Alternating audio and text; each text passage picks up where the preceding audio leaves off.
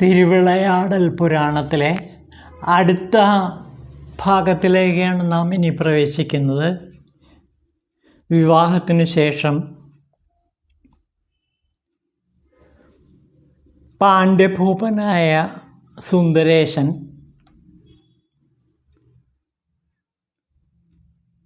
അവിടെ കൂടിയിരുന്ന ദേവതാത്മാക്കളോടും മറ്റു മുനിശ്രേഷ്ഠന്മാരോടും ഭോജനശാലയിൽ ചെന്ന് ഭക്ഷണം കഴിക്കാൻ നിർദ്ദേശിച്ചു. ആ സമയം ഭഗവാനോട് പതഞ്ജലി മഹർഷിയും അതേപോലെ വ്യാഘ്രപാദ മുനിയും ഒരു ആവശ്യം ഉന്നയിച്ചു. അല്ലയോ ഭഗവാൻ, അവിടുന്ന് അങ്ങയുടെ ചിദംബരത്തെ കനകസഭയിലുള്ള നൃത്തം ഞങ്ങൾക്കൊന്ന് കാണിച്ചു തരാമോ? അതിനുശേഷം ഞങ്ങൾ ഭക്ഷണശാലയിലേക്ക് പോയാൽ പോരേ എന്ന് ചോദിച്ചു. പാണ്ഡ്യഭൂപനായ സുന്ദരേശൻ അരുളി ചെയ്തു, മുനിമാരെ, എൻ്റെ ക്ഷേത്രമായ മധുര മീനാക്ഷി ക്ഷേത്രത്തിൽ വിശ്വരൂപനായ ബ്രഹ്മാവിൻ്റെ ദ്വാദശാന്ത സ്ഥാനമാണ് കുടികൊള്ളുന്നത്. ചിദംബരം ബ്രഹ്മാവിൻ്റെ ഹൃദയാകാശമാണ്. അതുകൊണ്ട് ശ്രീഹാലാസ്യം ചിദംബരത്തേക്കാൾ അതിപാവനമാണ്. എൻ്റെ ഭക്തോത്തമനായ അല്ലയോ പതഞ്ജലി മഹർഷി, അല്ലയോ വ്യാഘ്രപാദ മുനി, നിങ്ങൾക്കും മറ്റുള്ളവർക്കും വേണ്ടി ഞാൻ അവിടെയുള്ള നൃത്തം കാണിച്ചു തരുന്നതാണ്. പതഞ്ജലി മുനി പറഞ്ഞു, ദയാനിധേ ശങ്കര, ഹാലാസ്യക്ഷേത്രം വിരാട് സ്വരൂപനായ ബ്രഹ്മാവിൻ്റെ ദ്വാദശാന്ത സ്ഥാനമാണെന്ന് അവിടുന്ന് പറഞ്ഞല്ലോ. അത് എങ്ങനെയാണ് എന്ന് ഞങ്ങൾക്കൊന്ന് വിശദീകരിച്ച് തരാമോ എന്ന് ചോദിക്കുകയാണ്. അപ്പോൾ പാണ്ഡ്യഭൂപനായ സുന്ദരേശൻ പറഞ്ഞു, മഹാമുനിമാരെ, ഞാൻ ആ രഹസ്യം നിങ്ങൾക്ക് പറഞ്ഞു തരാം. ബ്രഹ്മാവിൻ്റെ ശരീരത്തെ ബ്രഹ്മാണ്ഡമെന്ന് പറയുന്നു. അദ്ദേഹത്തിൻ്റെ കടിഭാഗത്ത് നിന്ന് മുകളിലും താഴെയുമായി 7 ലോകങ്ങൾ സ്ഥിതി ചെയ്യുന്നു. അങ്കുഷ്ടം, പാദാഗ്രം, ഗുൽഫ, ജംഘം, ജാനു, ഊരുഭാഗം, ഊരുതലം എന്നിങ്ങനെ 7 അധോലോകങ്ങളുണ്ട്. മൂലാധാരം, സ്വാധിഷ്ഠാനം, മണിപൂരകം, അനാഹതം, വിശുദ്ധി, ആജ്ഞ, ബ്രഹ്മരന്ധ്രം എന്നിവയാണ് ഉപരിലോകങ്ങൾ. മൂലാധാരമായ ഭൂമിയിൽ നിന്ന് സർവ്വലോകങ്ങളിലുമുള്ള ലിംഗങ്ങൾ ഭക്താനുഗ്രഹാർത്ഥം അധിവസിക്കുന്നു. ബുദ്ധിമാനായവൻ ആ ലിംഗങ്ങൾ സ്വദേഹത്തിലെ ആധാര ചക്രങ്ങളിലും ഭൂമി തുടങ്ങിയ ലോകങ്ങളിലും ഭുവർലോകം തുടങ്ങിയ മറ്റു ലോകങ്ങളിലും ഉള്ളതാണെന്ന് ഭക്തിയോടുകൂടി സ്മരിക്കണം. വിശ്വരൂപനായ ബ്രഹ്മാവിൻ്റെ മൂലാധാരം വിശ്വവിസ്തൃതമായ കമലാലയ ക്ഷേത്രമാണ്. അവിടെ ഞാൻ ഭക്തന്മാരുടെ അഭിഷ്ടത്തിനു വേണ്ടി ത്യാഗരാജനായി വസിക്കുന്നു. ബ്രഹ്മാവിൻ്റെ സ്വാധിഷ്ഠാനമാണ് ശ്രീഗജാരണ്യം. അവിടെ ഞാൻ ജംബൂനാഥനായി വസിക്കുന്നു. ബ്രഹ്മാവിൻ്റെ മണിപൂരകമാണ് അരുണാദി. അവിടെ ഞാൻ അനലാതനായി വസിക്കുന്നു. വിശ്വരൂപനായ ബ്രഹ്മാവിൻ്റെ ഹൃദയസ്ഥാനമാണ്. ലോകവിസ്തൃതമായ ചിദംബരം. അവിടെ ഞാൻ സഭാപതിയെ ഭക്തന്മാരെ അനുഗ്രഹിച്ചുകൊണ്ട് സദാ കുടികൊള്ളുന്നു. ബ്രഹ്മാവിൻ്റെ ആജ്ഞാസ്ഥാനമായ വാരണാസിയിൽ ഞാൻ വിശ്വനാഥനായി വസിക്കുന്നു. ബ്രഹ്മാവിൻ്റെ ബ്രഹ്മരന്ധ്രമായ ശ്രീകൈലാസത്തിൽ ഞാൻ ശ്രീകണ്ഠ പരമേശ്വരനായി വസിക്കുന്നു. ഷടാധാരങ്ങൾക്ക് ഉപരിയായുള്ള ദ്വാദശാന്ത സ്ഥാനമാണ് ഹാലാസ്യം എന്ന മധുര മീനാക്ഷി ക്ഷേത്രം. അവിടെ ഞാൻ ഭക്തന്മാരുടെ അഭിഷ്ടപ്രകാരം സുന്ദരേശനായി വസിക്കുന്നു. എല്ലാ സ്ഥാനങ്ങൾക്കും ആദിയായ ദ്വാദശാന്ത സ്ഥാനത്തിൽ ജീവൻ മുക്തി പുരമെന്നും പേരുണ്ട്. ഞാൻ ജഗത്തിൻ്റെ മൂലകാരണമായിരിക്കുന്നു. അതുപോലെ ഹാലാസ്യമാണ് സർവക്ഷേത്രങ്ങളുടെയും ആദിഹേതു.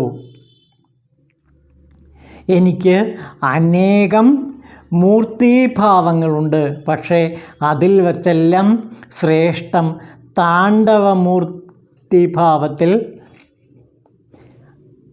നിലകൊള്ളുന്ന ദേവനാണ്.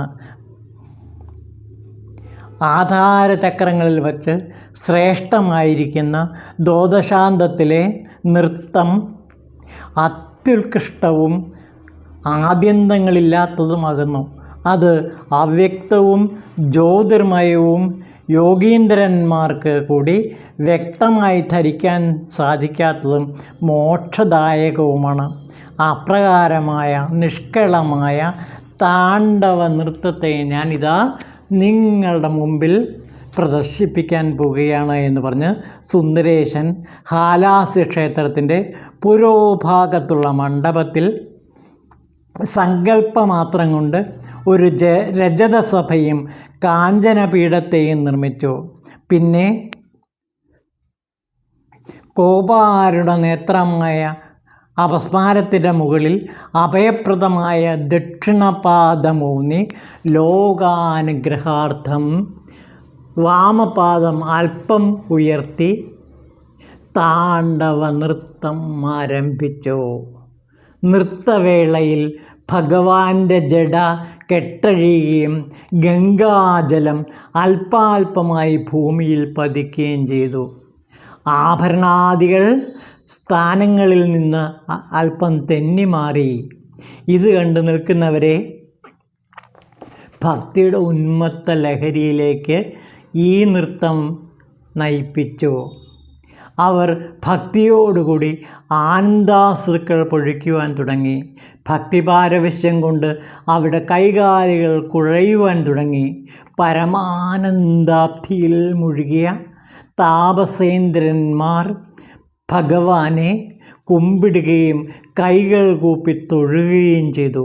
പരമേശ്വരൻ്റെ താണ്ഡവ നൃത്തത്തെ കണ്ട് പരമാനന്ദത്തിൽ മുഴുകിയ പതഞ്ജലി മഹർഷിയും അതേപോലെ തന്നെ വ്യാഘ്രപാദ മുനിയും മറ്റു മുനിമാരും അവിടെ ഭഗവാന്റെ കാൽക്കൽ സാഷ്ടാംഗം പ്രണമിച്ചു സ്തുതിച്ചു.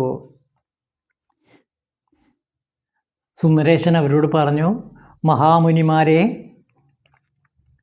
ത്രിലോകങ്ങളിൽ എവിടെയും ഇതേപോലെ ഒരു താണ്ഡവ നൃത്തം മറ്റാർക്കും കാണാൻ കഴിഞ്ഞിട്ടില്ല. നിങ്ങൾക്കാണ് ആ മഹാസൗഭാഗ്യം ലഭിച്ചിരിക്കുന്നത്. ഭക്തന്മാരുടെ ആഗ്രഹങ്ങളെ സാധിപ്പിക്കുക എന്നാണ് എൻ്റെ മുഖ്യവ്രതം.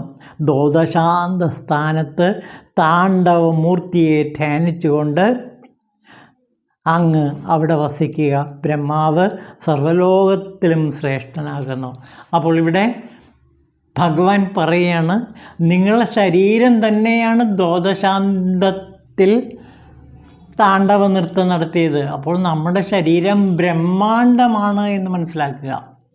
ഈ 14 ലോകങ്ങളും നമ്മുടെ ശരീരത്തിൽ തന്നെയുണ്ട്. 7 അധോലോകങ്ങളും 7 ഉപരി ലോകങ്ങളും, മേലാധാരങ്ങൾ എന്ന് പറയുന്ന ചക്രങ്ങൾ.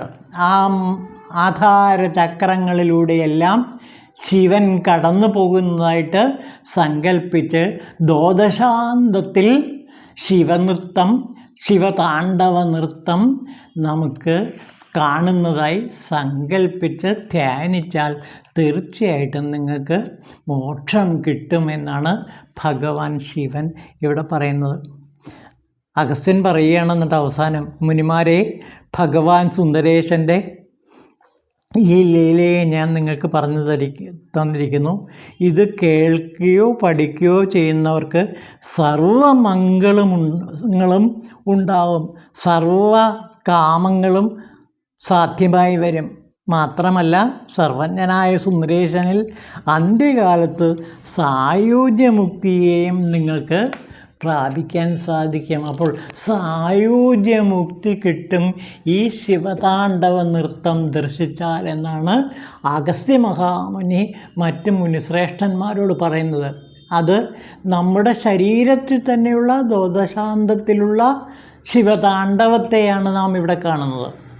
അപ്പോൾ യോഗശാസ്ത്രത്തിലെ വളരെ പ്രധാനപ്പെട്ട ഒരു ധ്യാന സമ്പ്രദായം കൂടിയാണ് ഈ ശിവതാണ്ഡവം.